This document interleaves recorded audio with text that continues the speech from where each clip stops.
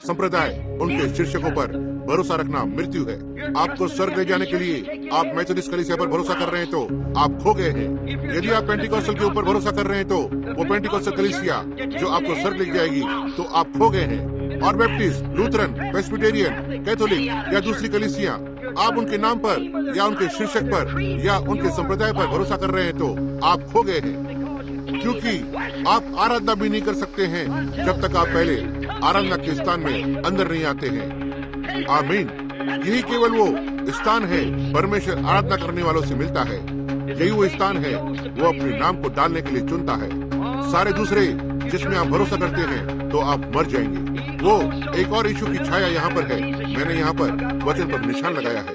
उसकी पूर्व छाया यहाँ पर भी है। वो एक बिना दोष के होना जरूरी है। वो स्थान जहाँ वो उसके नाम को डालता है, उसके मेमने को बिना एक दोष के होना ही होगा। अब कौन सी संस्था या सिद्धांत के लिए यह इशारा कर सकते हैं? कौन सी कलीसिया, कैथोलिक, प्रोटेस्टेंट, यहूदी या कोई भी होने दो, कौन सा सिद्धांत, संस्था आप इसके लिए इशारा कर सकते हैं कि यह बिना दोष के हैं? ये सारे ठुकराए और इनकार किए गए हैं, लेकिन वहाँ पर एक स्थान है, हालेलुया। वो स्थान यीशु मसीह में है।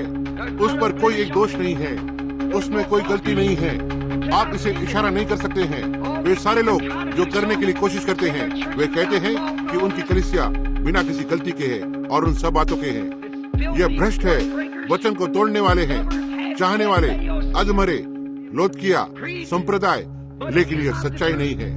लेकिन यहाँ तक कि पिलातुस भी खुद उसका शत्रु, उसने कहा मैं उसमें कोई गलती नहीं देखता हूँ। उसके खुद के शत्रु ने गवाही दी कि वहाँ उसमें कोई गलती नहीं थी। आप उस पर कोई पाप को नहीं दिखा सकते हैं।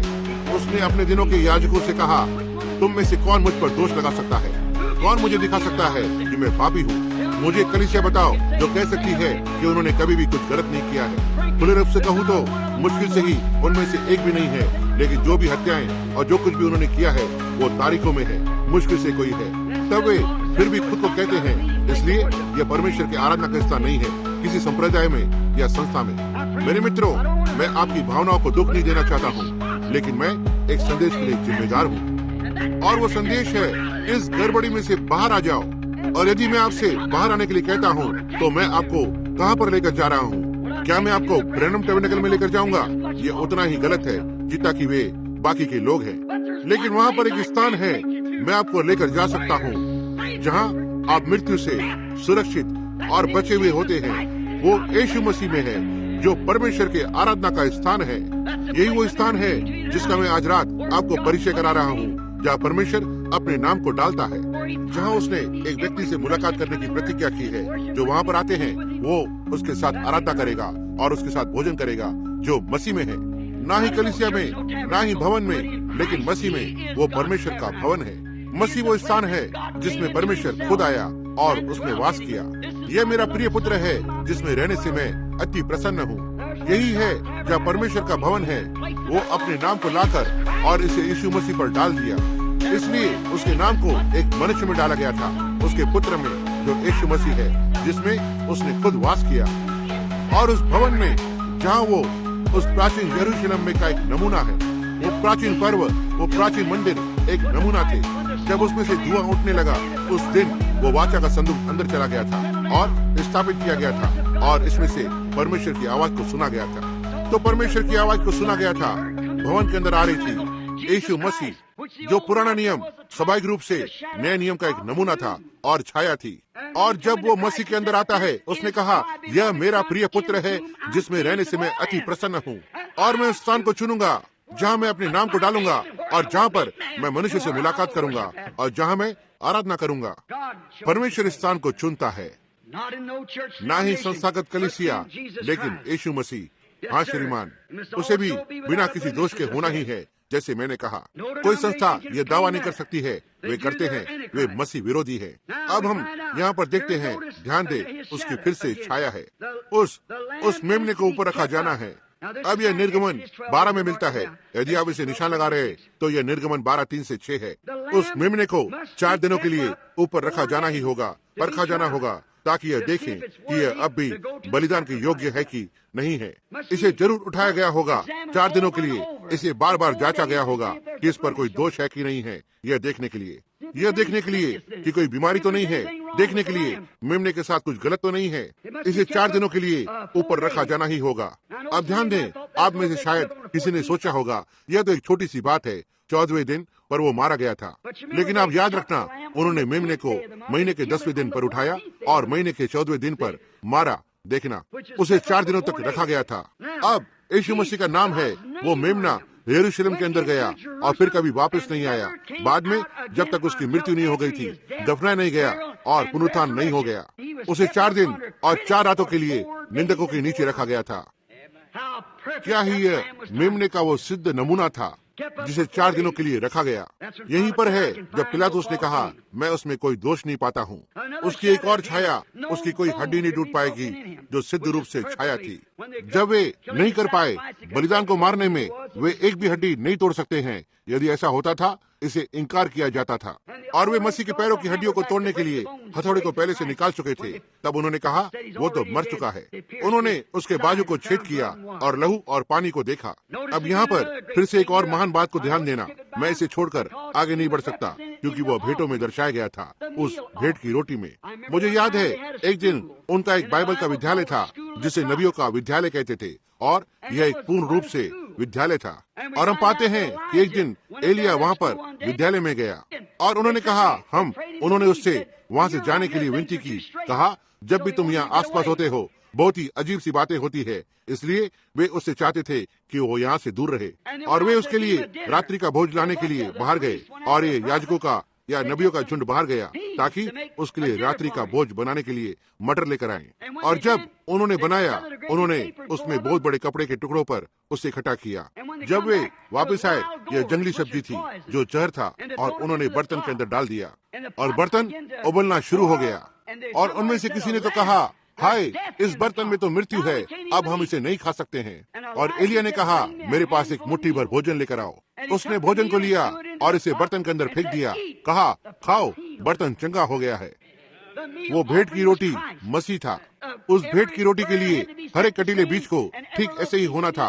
हर एक रोटी के टुकड़े को जमीन के अंदर वैसे ही गाड़ा जाना था। यह दिखा रहा है कि वो चंगाई देने वाला है। वो स्थान को ले लेता है और मृत्यु को ले लेता है और जीवन को डाल देता है उन 2 व्यवस्थाओं के द्वारा। हालेलुया! जहाँ एक स्थान पर मृत्यु है, जब मसीह उसमें आता है, वो जीवन आ जाता है। वो कल, आज और युगानुयुग एक सा है। और जहाँ कहीं पर मृत्यु थी, वो जीवन बन गया, क्योंकि मसीह को उसमें लाया गया था, जो भेंट की रोटी थी। इन महान बातों के होने के लिए क्या ही एक महान शिक्षाएं हैं, यदि हम उन्हें तोड़ने के लिए समय को लेते हैं। अब ध्यान दें, उन छाया में से एक भी शब्द चुकेगा नहीं, ना ही उस छाया का एक भी शब्द कभी चुका है। हर एक चीज सिद्ध रूप से नमूना थी। वो परमेश्वर का चुना हुआ स्थान है और परमेश्वर का नाम उसे दिया गया था।